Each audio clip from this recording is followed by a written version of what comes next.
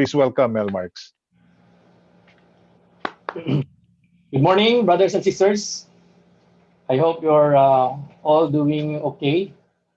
Actually, you can take a stretch break if you want while I continue on with this talk, and feel free to do so anytime you need it. No?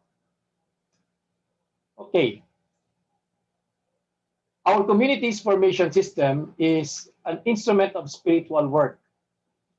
To illustrate this concept, I will use 1 Corinthians chapter 3, verses 5 to 9. It reads, "What then is Apollos? What is Paul? Servants through whom you came to believe, as the Lord assigned to each. I planted, Apollos watered, but God gave the growth. So neither the one who plants nor the one who waters is anything, but only God who gives the growth. The one who plants and the one who waters have a common purpose, and each will receive wages according to the labor of each. For we are God's servants, working together. You are God's field, God's building." This passage uses a farming and irrigation analogy to describe the process of formation.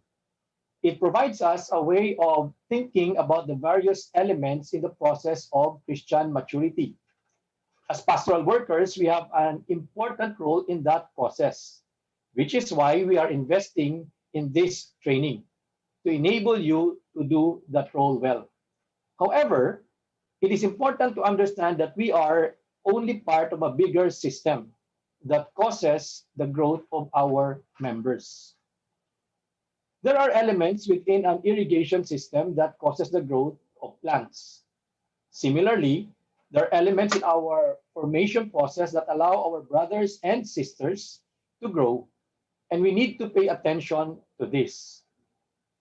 First is water. This refers to God's life-giving action. Without it, there is no life, no matter how great the human effort. Another element is the seed. Seed refers to God's work and the Holy Spirit within. Something has to come from within those being initiated. They have a God-given capacity to respond and grow. For us humans, this involves understanding and volition. If they are Christians and have been baptized in the Spirit, they have a God-given capacity to respond and grow spiritually because the Lord gives them spiritual light, life, and strength. He puts it within them so they can grow. Next is the irrigation system. This is the formation process.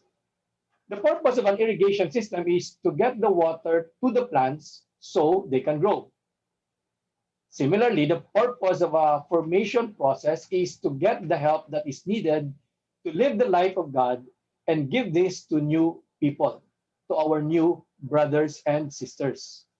Most people will not receive the water, the life of God, without some considerable help. Then there are the ditches. What do you think this refers to? The walls of the ditches refer to pastoral workers. We are a part of the formation system.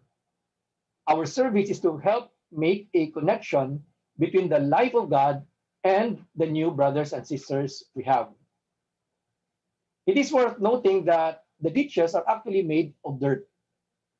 If we apply this to us, it can be very comforting.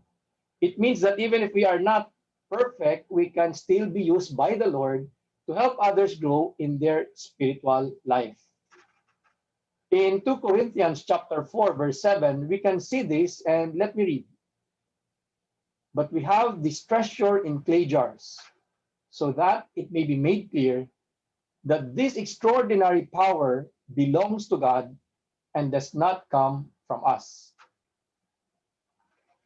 We cannot make people grow. And scriptures is clear about this. It is only God who causes the growth. However, we can make the difference between someone who grows and thrives while in the formation process and someone who does not. The next thing that I would like you to remember about our formation system are the main features of our initiations process. The first thing is the formation group. This refers to a group of people who have committed themselves to be in our community's formation process. The second feature are the elements of our initiations process. There are three elements, and these are: one, the community courses; two, the formation group meeting; and three, the one-on-one meeting. The formation group meeting and the one-on-one meeting with the new members are led by the pastoral workers. Now, the third feature of our formation system is the connection to a larger community. Our system allows new people to be part of an environment where they can develop supportive Christian relationships.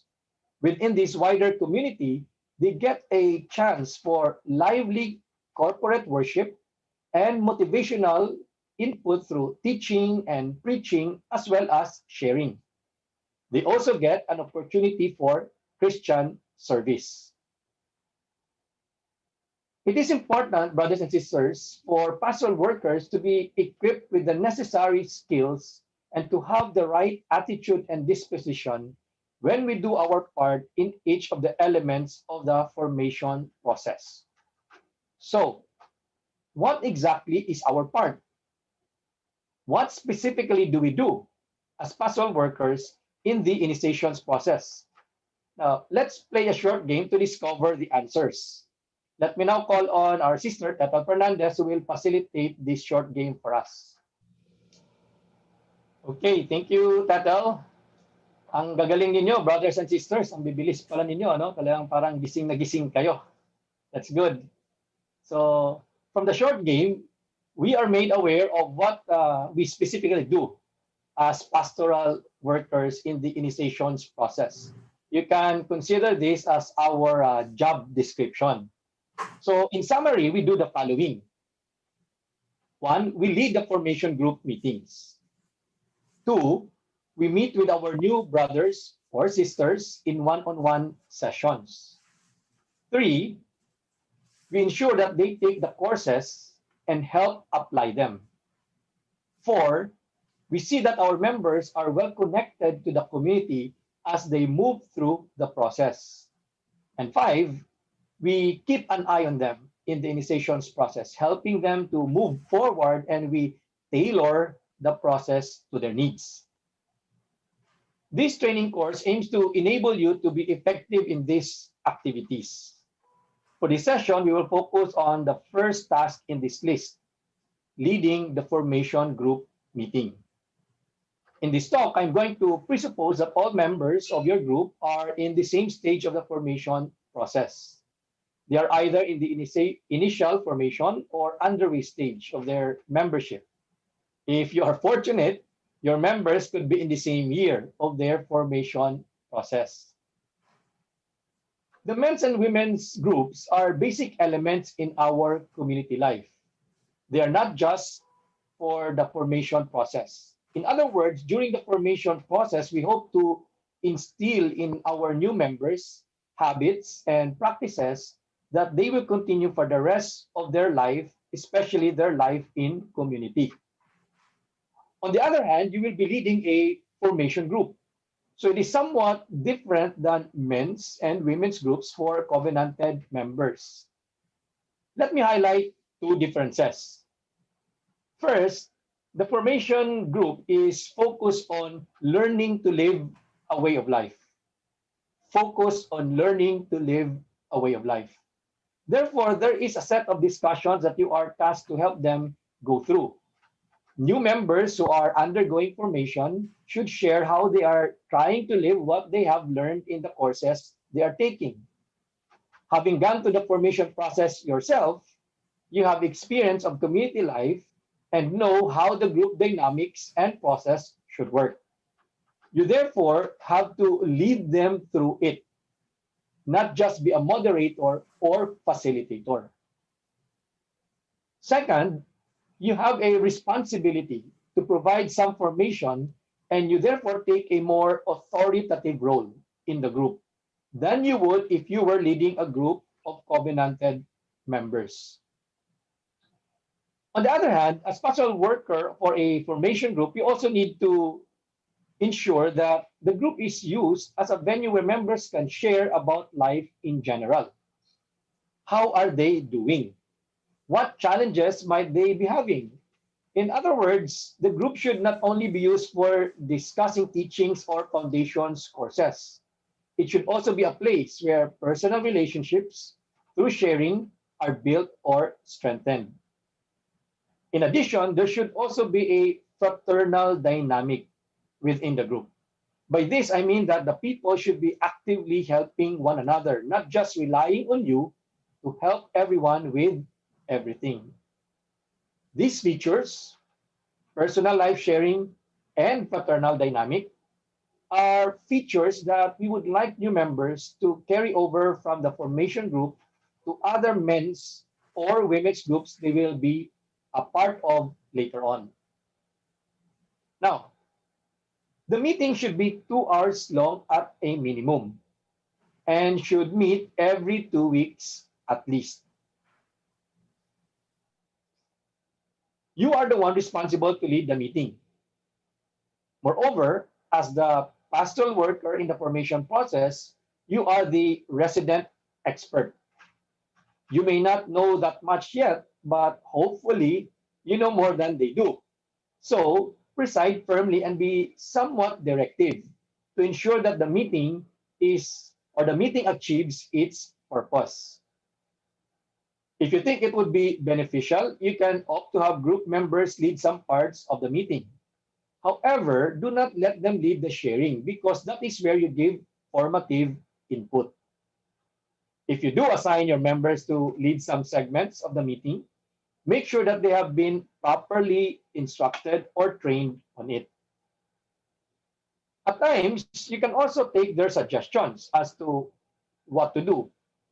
However, the meeting is for a purpose, and you are the one who knows the purpose and has the responsibility to get the group to accomplish it. For this reason, you should have a pastoral plan for your group. We will discuss this area of pastoral planning in a later session. So, how do you start the meeting well? Most new pastoral workers will begin their service by being assigned to a group of people coming into a district. In some cases, some pastoral workers will be asked to take on an existing group that has been previously led by another leader. In effect, it is the pastoral worker who is new to the group. In other cases, there could be a regrouping, and the changes could result in you having more new members. Every time there is a change in the composition of a group, the group can be considered a new one. What do you do during the first meeting with your newly formed group to start it well? At this point, I would like to get your thoughts on this area. So for this portion, I need you to use the Slido. So remember what our sister Tetel shared with you a while ago about how to get into Slido. Please do so.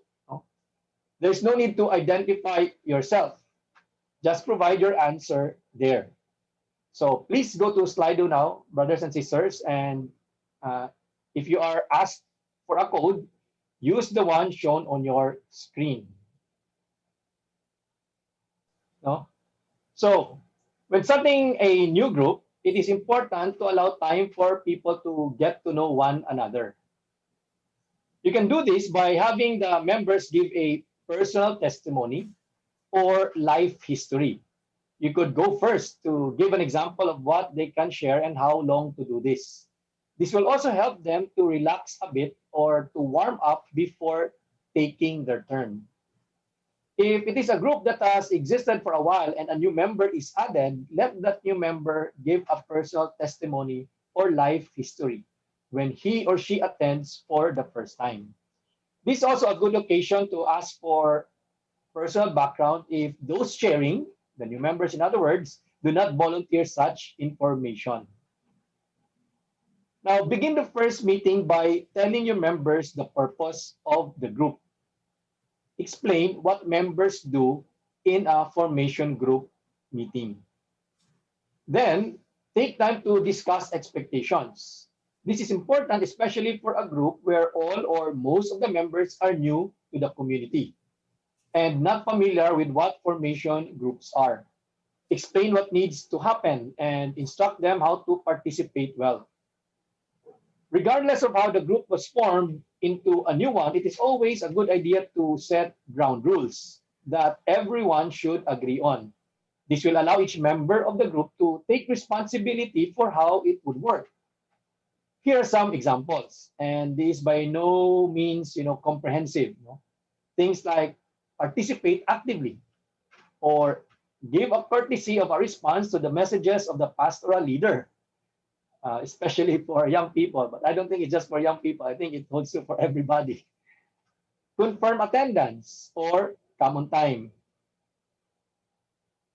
You should all be familiar with what should take place in a formation group meeting. It should typically have the following activities. First is a time of prayer. This does not have to be lengthy, but if there is sufficient time, then it is best to make sure that this takes place because this is the way that we teach our new members how to have a rich communal prayer experience. We want to have them experience this not only during prayer meetings. You are looking for active worship where they verbalize their praises. Depending on the background of your members, you may need to stir it up at the beginning or from time to time. You may look at how they are praying. It is actually not irreverent to do this, although we all mainly should have our eyes on the Lord. You should, in fact, sometimes look at how they are praying so that you will know if they need instruction or personal input for group prayer. As often as possible, use your formation group meetings as venues where members can exercise spiritual gifts, such as singing in tongues, speaking words of knowledge, and prophecies. If they have a rich experience of worship in their formation groups, then it will help them participate more actively in gatherings. They will be more comfortable with and more confident in using spiritual gifts within a much bigger group of brothers and sisters. Then there is a time for personal sharing. This is the key part of the meeting. We will return to it later for a more in-depth discussion. Another activity that happens in the formation group meeting is a time for your input. At the start of this session, I mentioned that pastoral workers are part of the formation system. Our service is to help make a connection between the life of God and the new brothers and sisters we have. One way of living this out is by giving input during formation group meetings. You might ask, what kind of input do I give? Don't they get those or this from the foundation courses or talks from community leaders? What input is required from me? Yes, those are very important sources of input. However, they are not all encompassing. Your members may still need some more based on their own background and where they are in their conversion. The information that you provide them with should keep them oriented towards the formation process and its intended outcome. For example, you could give a short talk or additional instruction that complements the lessons from the Community Foundations courses, or deliver an exhortation around a specific area that is part of your pastoral plan for your group. or give correction or our admonition in order to help members develop Christian character or align their ways with our way of life, or provide general encouragement, especially around issues that are common to most or all of the members, for all of the members of your group. Now, normally, towards the end of the meeting, there is a time for handling practical concerns. This is optional and will depend on the schedule of your group and the community as a whole. This is a segment of the meeting where you make announcements about the next meetings, details of upcoming community events, and other community-related announcements. Let me show you an example. Tata will now do a role play on how announcements on practical or administrative concerns could be done. Tata? Right.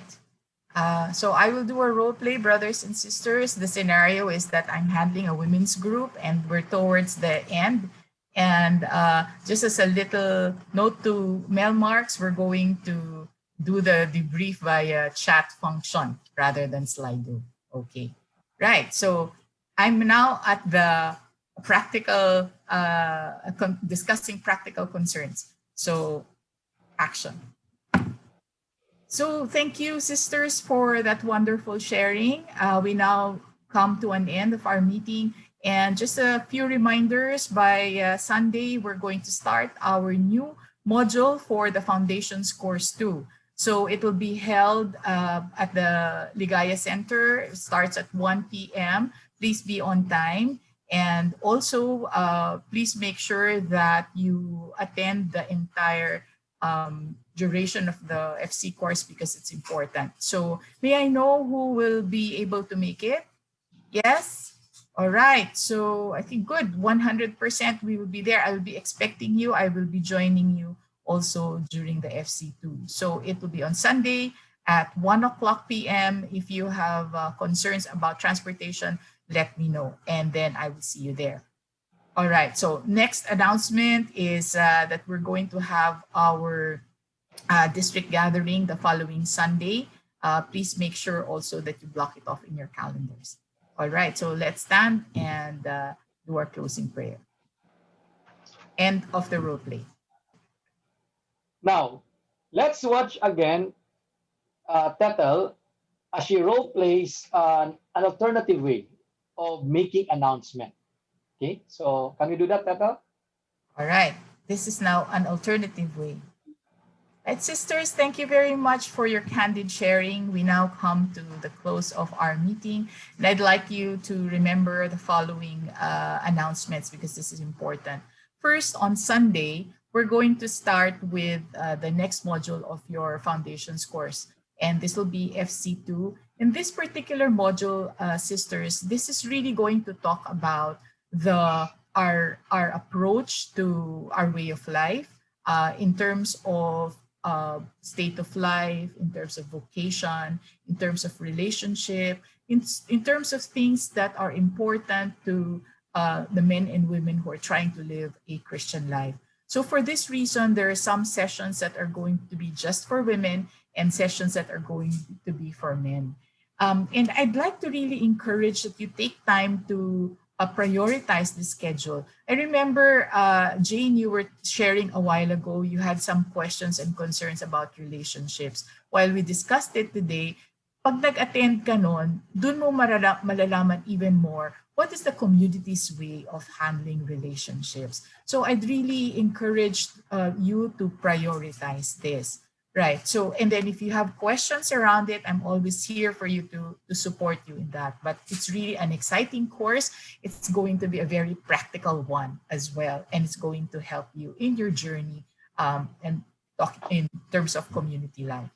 And then on Sunday, the following Sunday, we're going to have a district gathering. Again, I'd encourage you to actually be present there because during that district gathering, we're going to have a time for discussion and preparing ourselves for Advent.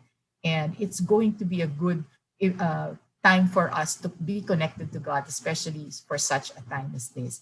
So with that, I'd like you to make sure that you are able to attend it. And if you have concerns, please let me know. End of scene. I would like to recommend that we don't treat announcement of community events simply as a checklist of sorts. Remember that you are dealing with new members who are still figuring out for themselves whether community is for them. You might have members who do not consistently show up and are less engaged.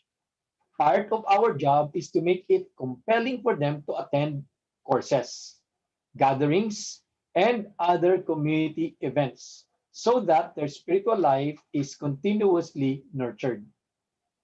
One way of encouraging them is to sell the event to them.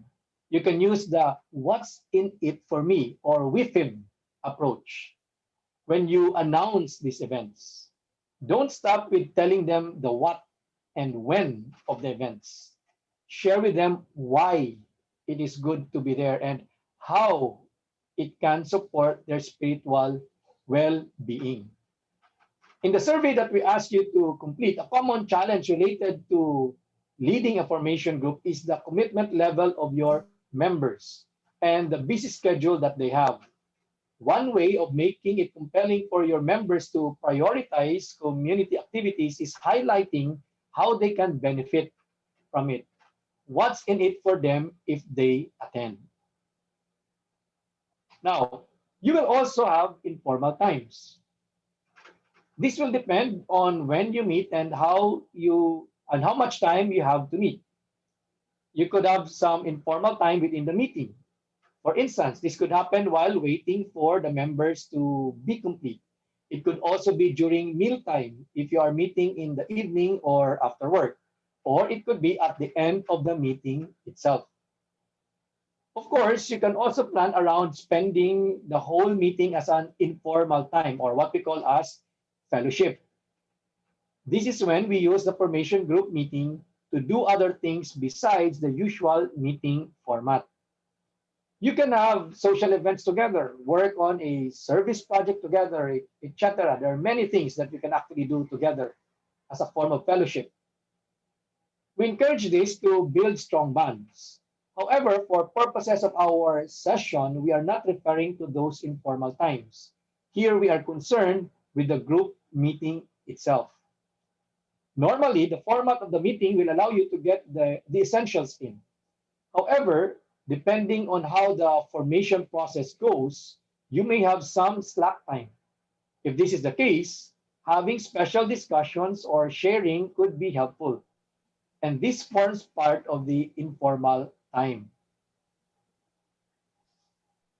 During the formation group meeting, the kind of sharing that we are most interested in is personal sharing.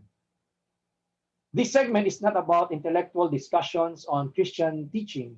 There is a proper forum for this in the community, but it is not during the small group meeting. Neither is it a time to discuss current events, even if they have some Christian relevance. However, from time to time, it is okay to allow such things if they serve a useful purpose. The heart of the group meeting is helping one another with our personal lives. For this to happen, we need to share personally. Personal sharing does not have to be feeling oriented. Of course, there is a room for emotions to come in, depending on the person and what is being shared.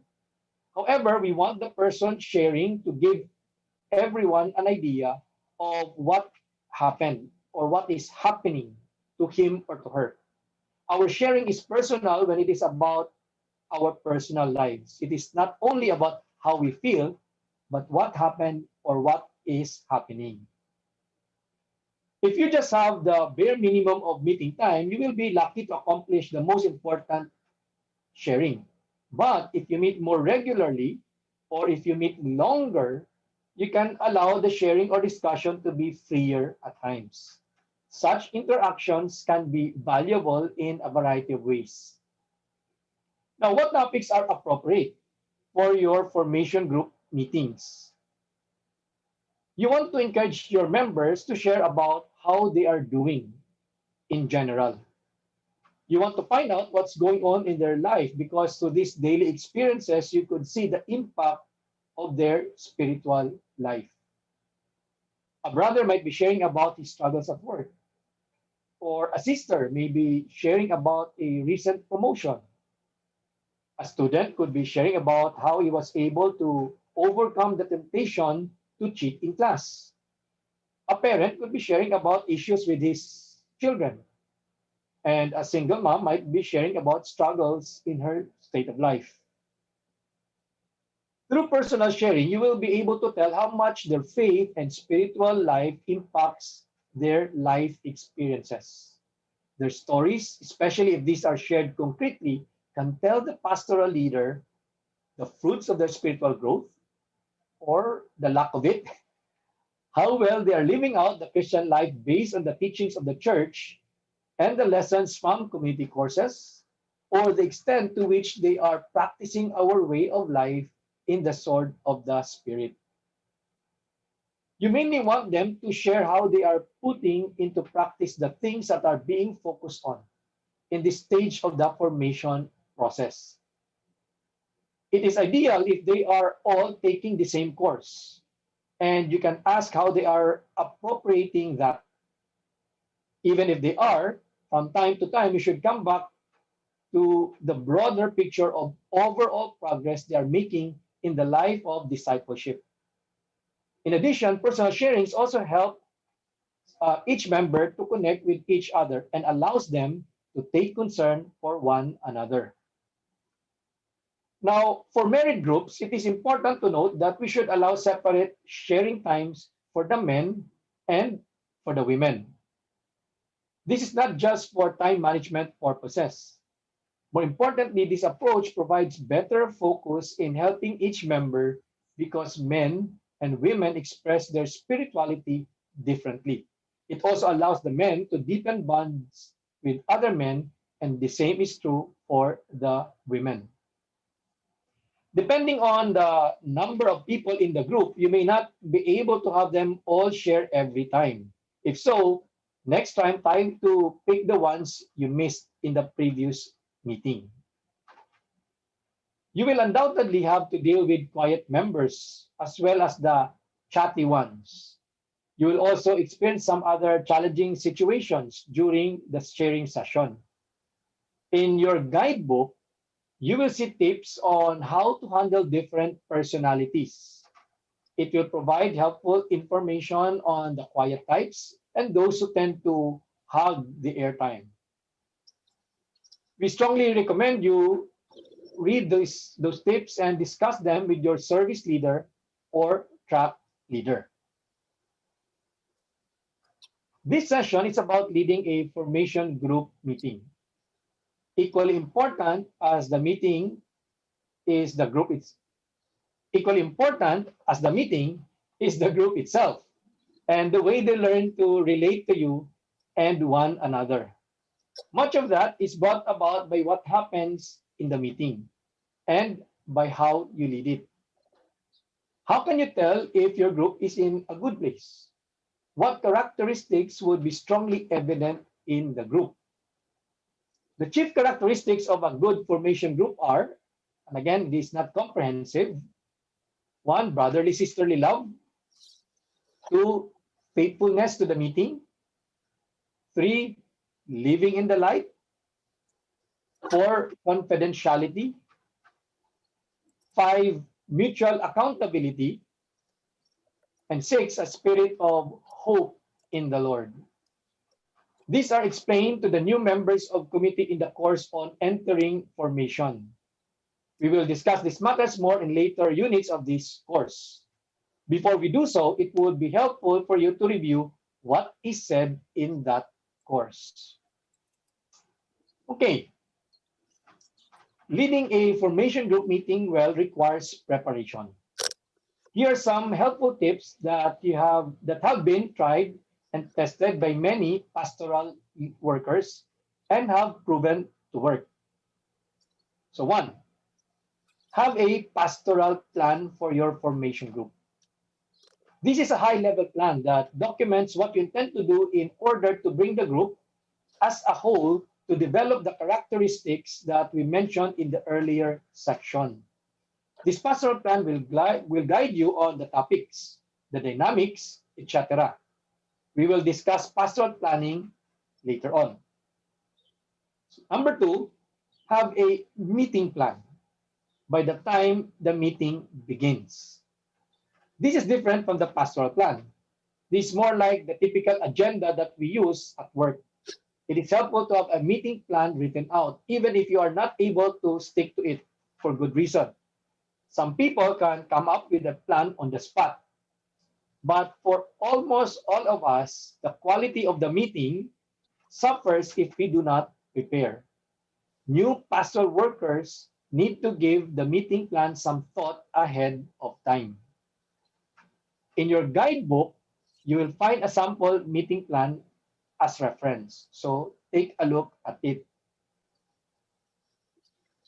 Okay, in closing, brothers and sisters, as pastoral workers, we are a part of the formation system. Our service is to help make a connection between the life of God and the new brothers and sisters. We cannot make people grow. Scriptures tell us that only God can cause the growth. However, we can make the difference between someone who grows and thrives while in the formation process and someone who does not. So may the Lord bless us as we do His work, and may we always cooperate with God's grace in the process. Amen. God bless you, brothers and sisters, as you take on this work of doing pastoral formation for our new members in community. God bless. Time. Right. So we'll start first with the ones that are directly related to the topic, no? So unahin muna natin yung mga questions na yon. So the first question is, Mel, if members are already leaders in the outreaches like Lingkod, is it okay to delegate the leading the prayer right away during the first meeting to these people? Okay, so it should be okay to delegate leading the formation group meeting worship time or prayer, but not siguro in the first meeting. I think it would be good in the first meeting, you as the pastoral worker would be the one leading the whole thing. It actually establishes your leadership of the group. It establishes your sense of authority in the group. So it will be good if you're actually the one leading the meeting itself and leading worship and everything. And then as you progress as a group, then that's when you can start delegating who leads worship time for which particular meeting. All right. The next question is the minimum 2 hours meeting time applicable in virtual setting? What's the recommended maximum time together as a group, both in person and virtually? Very relevant for today. Yes, very good question. So I think if it's an offline meeting, so face to face, 2 hours is actually okay. And I know there are men's groups or women's groups who probably even do like 3 hours. No, masyado talaga sila nag-enjoy sa isa't isa. No, but that's for offline. Now online is I think a bit something else. No, we can get tempted to make it long because we think it is accessible and people are just at home. But the reality is that we are not the only meeting that our brothers and sisters actually attend. Whether they are students or working people, they are also attending a lot of online meetings. No? So I would say for online men's group or women's group meetings, I think ideally 1 hour and a half. If you can keep it to 1 hour, well and good without sacrificing on the content. 1.5 hours should be probably the ideal, and maximum or tops is really 2 hours. And think of it this way: beyond 2 hours, it really might be already a disservice to them, and we don't want to be adding to a lot of their anxiety by keeping our online meetings long. So I'd say for online, 1.5 should be like sort of the ideal. 1 hour if you can without sacrificing the content, but 2 hours is really tops or max already. Okay. the next question, I will read it out, but I will flag in advance that this is better addressed in the next session. But so the question that has had a good number of thumbs up, can you give practical approaches on how you would encourage members to share their concerns with you, especially those deeper ones? Because I'm taking it the deeper ones, they're more probably applicable for one-on-one meetings. Let's wait for the second session, and I'll make sure that the speaker is able to address this. Now, for in the context of the meeting, I'd like to the suggestions and the practical approaches for handling different types of personalities, the chatty ones, the quiet ones. Nandun po yun sa guidebook ninyo, basahin nyo, nandun na yung mga tips that will help you. All right, so the next question for Mel Marks, this is also very important clarification. In summary, should if you are a PL, married, both of you are serving, husband and wife, as PLs for married group, should you have the same pastoral plan for the group? That's the first question, Mel. That's the next question. Should you have very good question, actually? So the first thing, brothers and sisters, is that we don't have a men's and women's group. Okay. In other words, our grouping is not for married people. Our grouping is not a joint men and women. We have a men's group, which is the group for the brothers, and then we have a women's group, which is the group for all the women. It just so happened that those two groups, they're husband and wife. And therefore, the pastoral plan of the PL for the men's group and the pastoral plan of the PL for the women's group, they don't have to be the same. No, they can be even different because, you know, the concerns of the brothers could be different. Even their stage in their formation process could even be a little different from their spouses and vice versa. So the pastoral plans of the PLs for the men's group and the one for the women's group, those should actually be different. They could be similar, but they should be different because they must target the specific brothers in the men's group or the specific sisters in the women's group. The other thing I want to say is the husband and wife PL don't even need to discuss. I'm not saying that they shouldn't, but they don't need to be pressured to discuss what are the concerns of the spouses. Because remember, it's about a men's group and it's about a women's group. So in fact, we need to be careful, especially if we're gonna honor, you know, things like confidentiality, that as husband and wife, if you are both serving as PL, you don't really need to talk about the concerns of the brothers in the men's group or the sisters in the women's group. Okay. Thank you, Mel. We'll talk about that more in the succeeding sessions because that topic will be handled also in those sessions. So please keep that in mind. We will go back to that. Conscious of time, I will just flag one more question so that Mel can just very quickly address it. But the rest of the questions, thank you for sending them over. We'll make sure to get back to you on this. Ito yung pinakamadaming no, Mel? For members who are still trying to win over to our way of life, like community children, what are some ways to convince them of the value of community?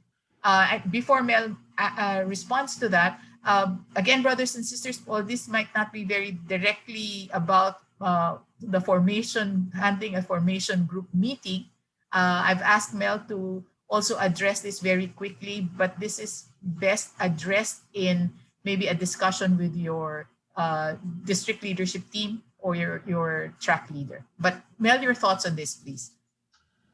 Okay, another very good, important question. And I think we can actually take some coffee break to answer this question. But anyway, to give my thoughts on this, brothers and sisters. One is really build good friendships with your members. I think that's one key, probably one of the most critical elements if we really want to allow them to have an appreciation for life in community. You as a PL, build a very good and strong relationship with your members. Two, connect your members with other brothers and sisters. The more friendships they have, the more relationships they have with brothers and sisters and community, the more they will really experience the value, the significance, the meaning of what it means to be part of a covenanted community. Third, obviously, is to expose them to our life. You know, you can all do all sorts of gimmicks. You can ask from other people how to do it, like, so that they can attend your men's group meeting or women's group meeting or district, sector, committee assembly. But allow them to attend or encourage them to attend. Find ways to make it more attractive for them to attend. You can do it in such a way that maybe if many are not attending, then maybe you do your men's group right after it so that they are sort of forced to attend muna the district gathering. And then after that, you'll have your men's group or women's group meeting. But find creative ways so that they can attend our meetings because they cannot appreciate it if it's not tangible to them. The last one is actually, it's really just God's grace. And I've seen this many times, brothers and sisters, that sometimes even as PLs, if we don't do much, then you see a member who responds so positive, then you get to wonder what happened. And then you'll have members probably where you spend so much time with one-to-one meetings, you even intercede for them, and it looks like nothing is happening. No. So it's really all God's grace. And together with God's grace is the individual choice of our brothers and sisters. So just to recap that, one is build friendship with your member. Two, connect your members to as many brothers and sisters so that they can build relationships with as many brothers and sisters. Three, find creative ways by which they could really attend our meetings, because if they attend, then it will be tangible for them what it is to be part of a community. And fourth, it's really God's grace. So pray for them that there'll be more of God's grace in their life. That part about community children is an interesting part. And I think this is really where the whole concept of it takes a village to raise a child. And we need to all collectively think about how do we take care of children in community. The way the children community will experience us, even you as a PL, will have an impact on his appreciation of what community life is. So if you are a PL of a community child, then think of it that way, that you're actually really part of what the parents of that child is actually doing to help that child hopefully appreciate what it means to be part of community. So, yun.